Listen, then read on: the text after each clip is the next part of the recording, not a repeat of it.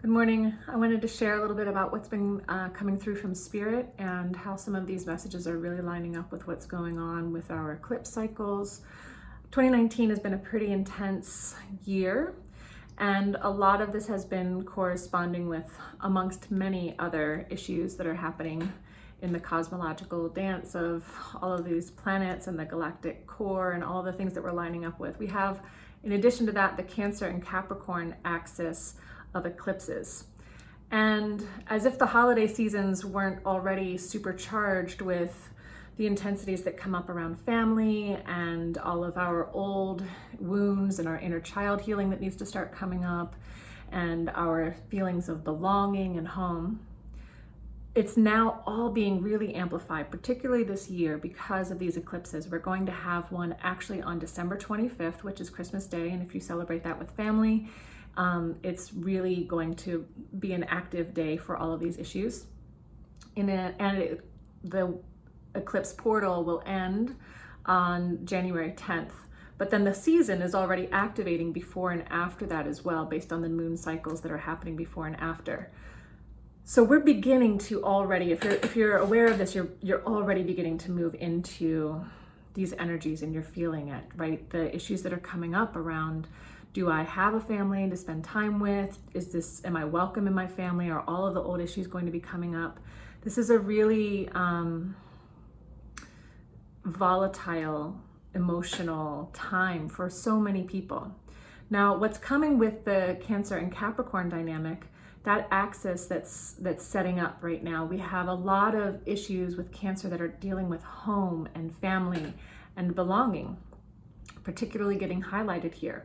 Our child, our inner child, this relationship that we have to our parents is coming up. We also are dealing with a lot of ancestral work here in this Cancer dynamic. And so there's a lot of releasing.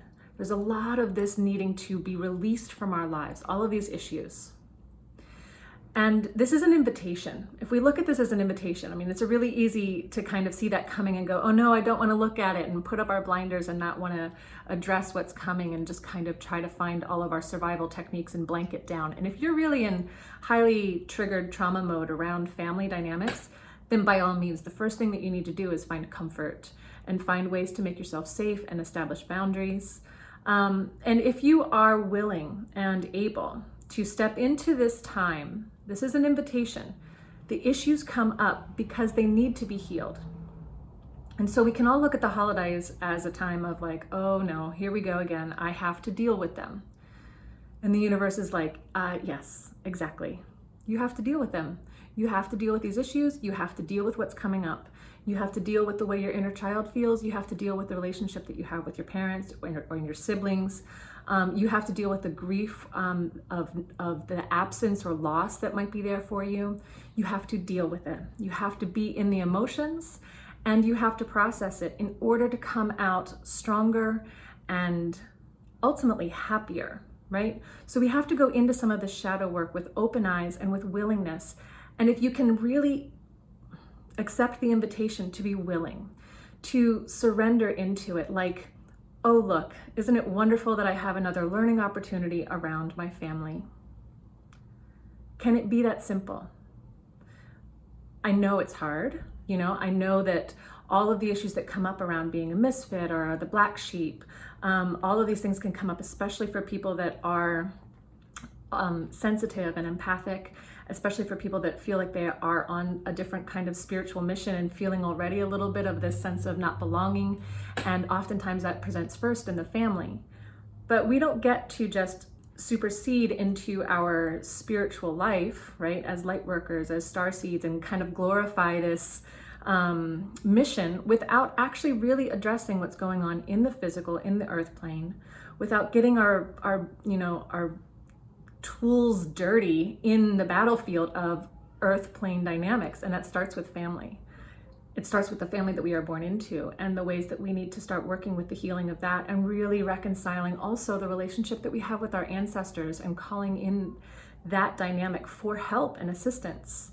So working with our ancestors here, particularly as we're going into a family dynamic situation, is going to be extremely useful for you. Now, the other part of this that's coming up with a lot of people is because of the dynamic that's happening with Capricorn. Capricorn is talking about, what is your mission? Like, where are you looking forward to? How are you launching into your next endeavor? And it has a lot to do with our reputation in the world and how we are seen and seeing ourselves out there and aligning with our path. And most often we get tripped up on that big adventurous journey based on some of our older childhood wounds. So you can see why these are really aligned and set up in a perfect way to get us moving forward in what's coming next, right? We cannot go forward unless we look back and deal with those things. And also they're always here to give us a dichotomy. The eclipse axis are always set up with complementary planets. And so that you can see that there's an oppositional force, and the ways that they're aligning are really kind of saying, well, in order to go forward, you need to go back. Basically, in order to go out into the world, you need to go inside. And if we can begin to work with that in a really clear way, the idea here is that you can completely release the stories of the past. You can, as we move into these new 5D codes that are coming in, you can completely surrender everything that you've been carrying, truly. Traumas are being healed and dropped from our bodies, from our like neurological system, left and right, and that is part of the necessary steps that need to occur in order for the embodiment of the light to come in. And what comes next is your sovereignty. What comes next is your ability to truly step into the path, the calling, the mission that you are here for.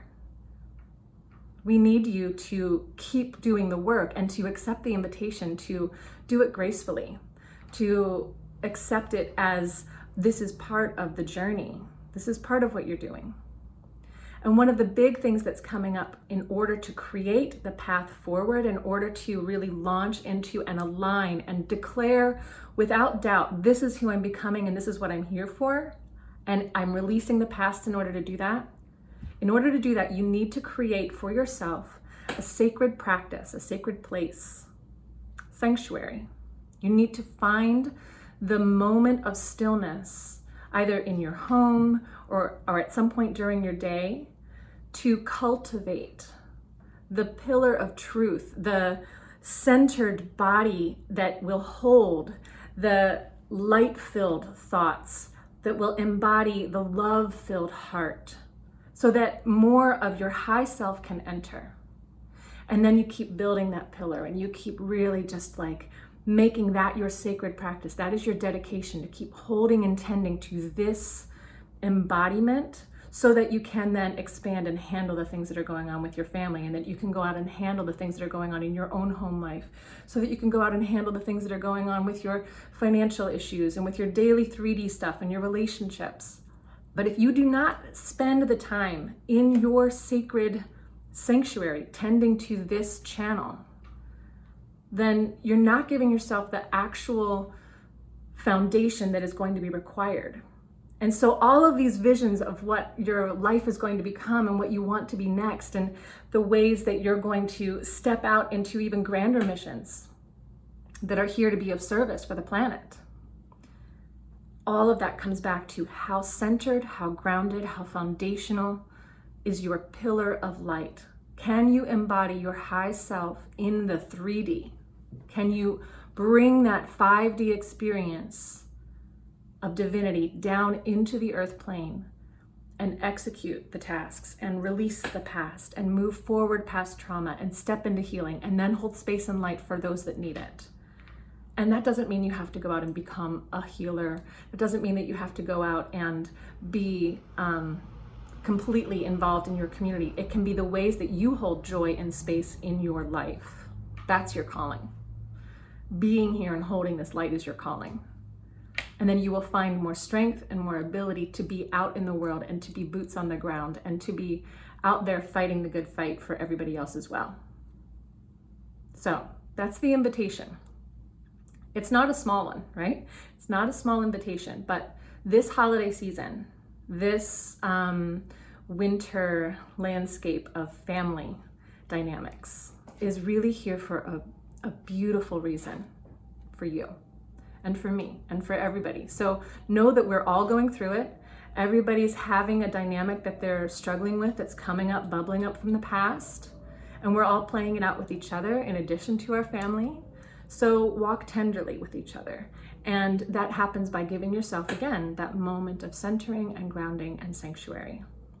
And if you need support on this path, find it.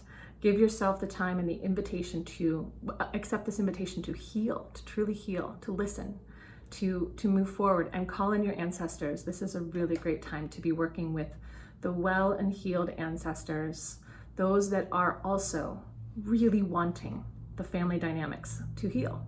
So wanted to share that message for you and some things that we're going to begin to look forward to for 2019. And here's a little visit from my cat Odin to say hello as well. All right, good luck out there. I hope that you can make it through.